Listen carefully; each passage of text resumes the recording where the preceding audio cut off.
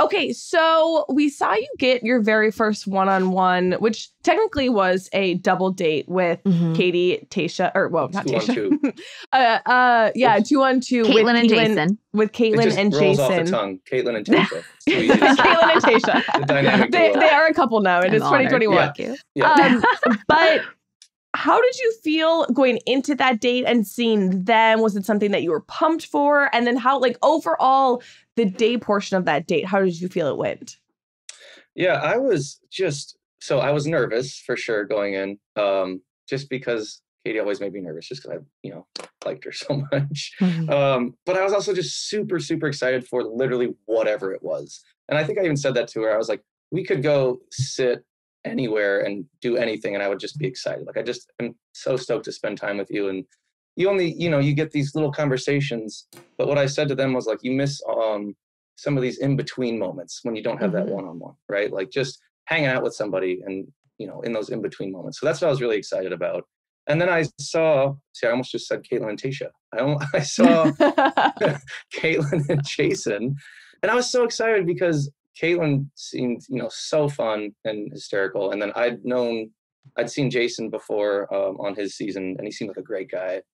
And then the second we sat down, they were just like the two coolest, most down-to-earth, fun people.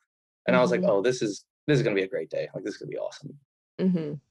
And then it takes a little turn for the worse. And I hate to even say it like that, because by the end of that day is when you really tugged at America's heartstrings. We saw Katie show up at your door. So in that moment, were you shocked to see her? I mean, I think as viewers, we always kind of know, like, oh no, like, if you're either going to the lead's door, if they're coming to you, you're like, ah, shit. You have that feeling where you're like, something's about to go down. Something's going to go down. So how were you feeling? Were you shocked? Were you excited still? Where was your head and your heart in that moment? So, yeah, I was in that little room. I was actually practicing my ukulele. Like, I had 2 more ukulele songs I was going to show Katie that night. I'm just sitting there, like, practicing my little dumb songs. And then I heard the knock, and I literally thought it was going to be, like, Caitlin with some news about the Whoa challenge or something funny or something like that. So I was just like, oh, yeah, it's, whatever. Like, I go into the door, and then, like, my heart dropped when it was Katie there. Well, I was excited to see her, but she was crying already when she walked up. Yeah. I didn't think it had anything to do with me. I thought it was from, like, something had happened with the drama from the night before, like with the guys or Hunter, or like, I thought something like that had gone down and she was really upset and was maybe just needed to cancel dinner or something. So yeah, I had no idea that was where that was going. And then she walked in and we sat down, and I just, I saw her crying and wanted to, whatever it was, I wanted to make it better and make her feel better. And then you saw that moment where she started saying some really, really, like, kind things about me, like really genuine, not just like, you're a great guy, but like really deeply genuine things. And then pretty quickly I was like, oh, that's what this, okay.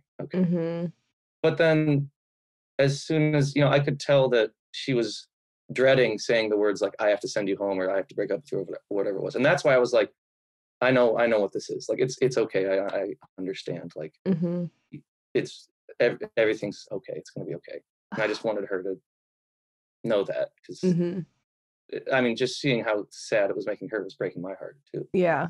I think it was one of the first breakups that we watched as viewers where, I mean, it's always hard on the lead's end to send anyone home. You never, and Tasha and I have talked about this, you never want to, like, feel like you have all this power and like you're playing God in the relationships. Right. Yeah. It's always difficult, but it hits different when it's somebody that you actually really care about. And like she even said for you, like, she could see a future with you. Like, it could all be there. There's just one thing missing.